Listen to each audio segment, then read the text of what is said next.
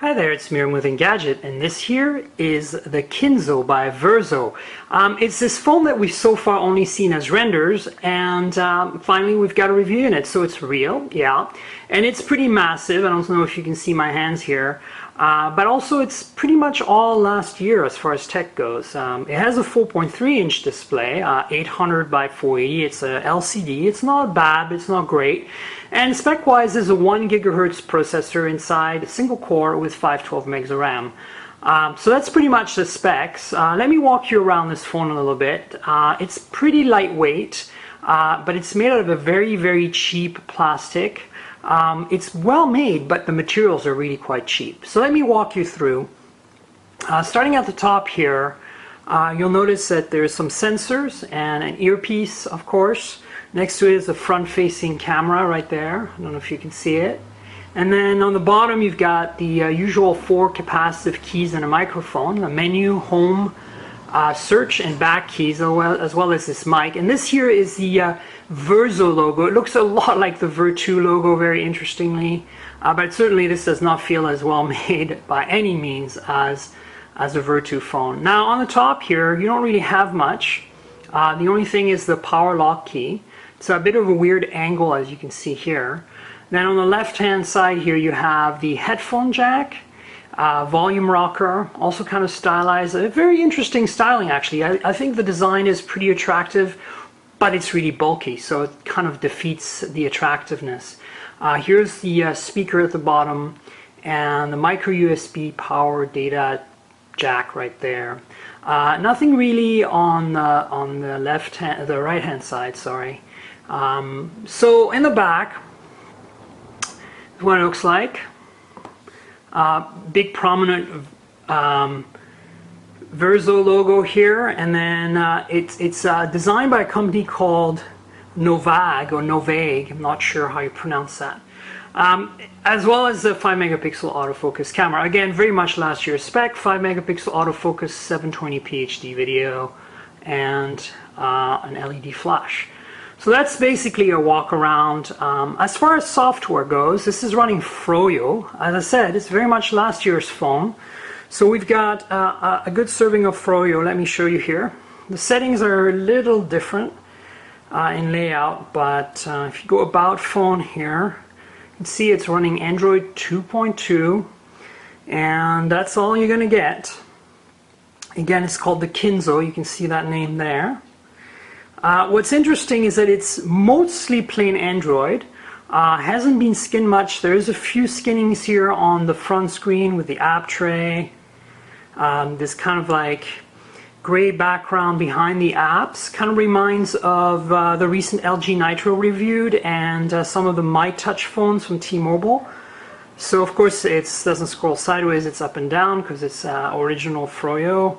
It feels a little sluggish, but it's mostly because of the animations. Generally it feels pretty fast. Like the home screens here are pretty smooth. So again, some custom widgets here for the time and the weather, and it comes preloaded with Sigic, which is a navigation app. I'll show you that. Unfortunately, I haven't been able to get it to work insofar that it seems to be connecting to the internet. I'm not in New York, I'm in San Francisco right now.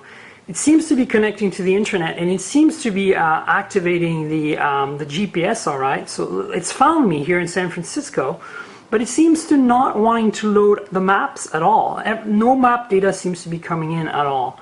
It shows me the satellite availability for GPS here. Doesn't seem to really take into account any of the cellular positioning stuff. So this is how it sits here for minutes, and no maps get displayed. So I'm not quite sure what's wrong with this specifically, but that's it. So I'm just gonna quit out of this and bring you back to it's saving some data. So that's one of the preloaded apps that's free, and apparently it's normally a paid app, so that's kind of exciting, I suppose. Yeah, so other than that, radio-wise, this has a tri-band radio for 2100 for this is for 3G, 2100 for Europe, of course, but also has 850 and 1900 for the US. I have an AT&T SIM here, and as you can see, I'm connected via HSPA Plus, or well, maybe just HSPA, not quite sure.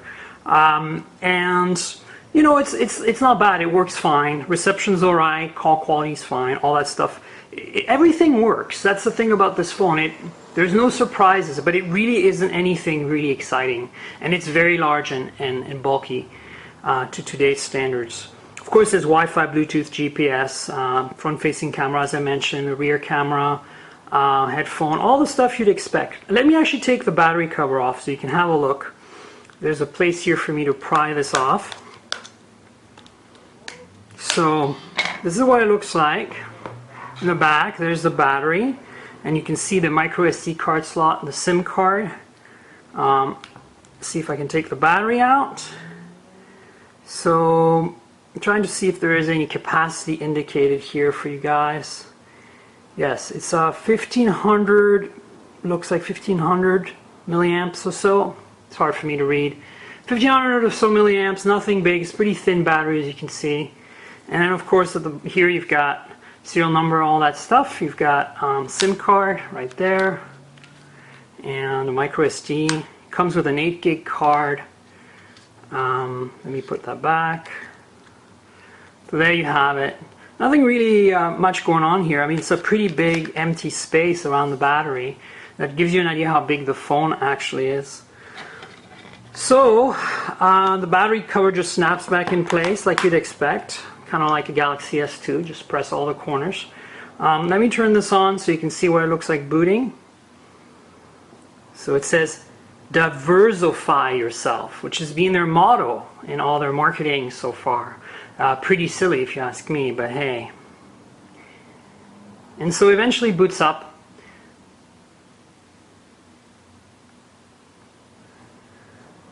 And here you go. So here's our kind of cool little laser etched Vertu-ish logo.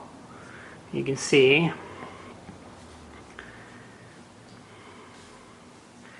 And there you have it. And somehow I've managed to put it in silent mode, so I'll just turn it back on. So yeah, that's pretty much that. Let me give you a size comparison with some other phones so you get an idea how gigantic this phone is. Here is a Galaxy Nexus. So as you can see, it's the same footprint as the Galaxy Nexus, right? But with a smaller size screen, so there's a lot of bezel. And then when you look at the back, this is what it looks like. You can really see the footprint is almost identical. It's actually somewhat larger, possibly. But the thickness is really where it's mind-boggling. So here is the Verzo versus the, you can see here where my fingers are as a point of reference. This is the Galaxy Nexus and the Kinzo, Verzo Kinzo here. And then another comparison that probably is meaningful to a lot of you is next to an iPhone. So here's actually an iPhone with lots of notifications on the screen. Here you have it. So this is an iPhone 4S, white, obviously. And so as you can see, this is a really massive phone. Massive phone. And if I pull them over and turn them over, you can see the difference in size again. And then finally, if I stack them up against each other, huge difference. I mean, this is massive difference in size here. So you can see how much thicker this phone is than the iPhone. I mean, it's probably wasn't too bad back about a year ago, since everything about this phone is about a year old spec-wise. Well, it's not so bad, but it seems really bulky. Maybe that's what they were going for. Maybe that's the status symbol, status thing they were going for with this. Not sure. It does have some interesting design with this kind of more diamond shape on the side here, and that weird angle. But the materials feel really cheap. You can feel some rough edges here around the bezel, right here especially, where the mold marks are from the plastic mold. I can see this probably flaking, the paint starting to flake here if you were to use this quite a bit because of this imperfection, stuff like that. But it is very usable. Everything works. It's just, do you want to spend the kind of money that Verzo is asking for the Kinzo for a phone that's a year old, that's massive, and it's running Froyo, and probably won't be getting too many updates.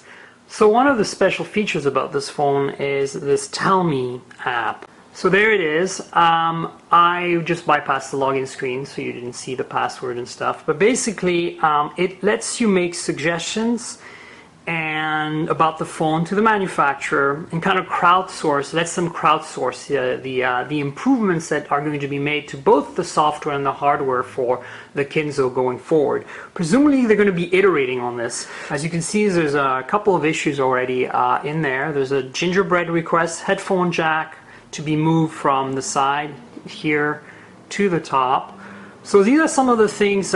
You can make a suggestion, you can see all the suggestions, and then of course you can add your own suggestion here. That's pretty much one of the kind of unique features about the Kinzo. So I quickly wanted to show you web browsing on this. So here we are. Here's the web browser, and I'll just type Engadget up here. 4.3-inch screen, so it's relatively easy to type on. It's the default Android keyboard, no surprises here. So I'm connected over Wi-Fi pretty quickly, and desktop version coming up.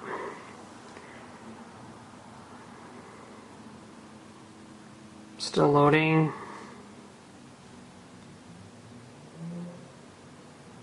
It's a little chunky while it's loading. I mean, this is pretty much what you expect from an Android phone running a 1 gigahertz CPU from last year. The usual Android clunkiness. The touchscreen can be a little tricky sometimes with dry fingers. My fingers are pretty dry right now. It's a year old, like everything else about this phone. There you go, finished loading. So I don't think I have Flash installed on this at all right now. Anyway, watch the Engadget show. Cheers.